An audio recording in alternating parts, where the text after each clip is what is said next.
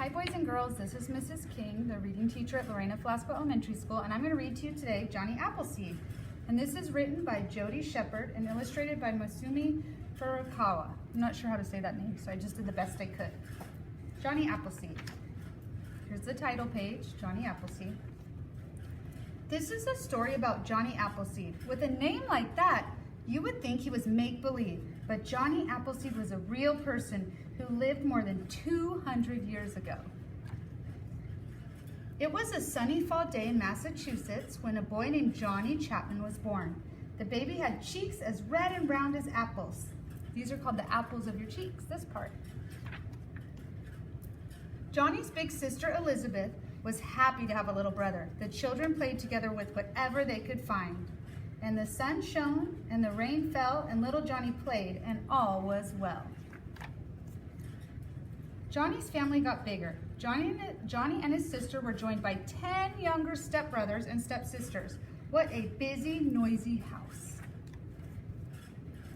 Johnny would go outdoors when he needed quiet time. Sometimes he'd walk along the river. The squishy mud felt good under his feet. Other times he would sit under a tree and read. Johnny would watch the animals in the wild, the foxes playing in the meadows, the deer dashing through the woods, and the birds soaring high in the wide blue sky. If he found an injured animal, Johnny would take care of it until the creature was well. Johnny liked being outside. When he got older, he went to work in the apple orchards, just like his great-great-great-grandfather long before him. And the sun shone and the rain fell, and Johnny grew up and all was well. Johnny learned everything about growing apples. He was happy planting seeds, taking care of the trees, and munching on the delicious fruit. Lots of people were moving out west back then. When Johnny was all grown up, he decided to go west too.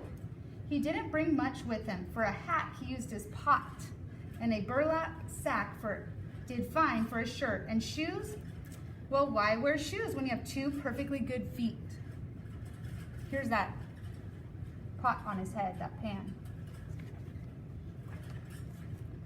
Johnny traveled the countryside. The sun kept him warm by day. The stars made a roof over his head at night. The rain washed him clean, and the animals kept him company. Sometimes Johnny would stop and plant apple seeds. As soon as seedlings grew, he'd sell the plants to families moving west.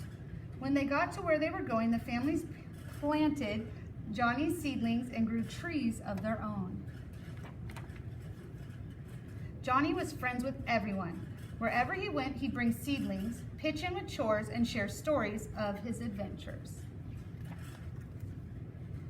The seasons passed. Every fall, Johnny gathered seeds from ripe apples. Every spring, he planted the seeds and passed the seedlings to settlers. He planted so many apple seeds that before long, people started calling him Johnny Appleseed. And the sun shone and the rain fell and trees filled the land and all was well. Year after year, Johnny tended his orchards, visited friends and family, and slept under the stars. Because of him, people always had fresh fruit to eat. Because of him, the land grew more beautiful. Johnny Appleseed left behind thousands and thousands of apple trees all across America. Just think, the next apple you eat may be from an orchard that was first planted by Johnny Appleseed. And the sun shone, and the rain fell, and Johnny's story lives on, and all is well. So that book was Johnny Appleseed. I'll see you guys next time.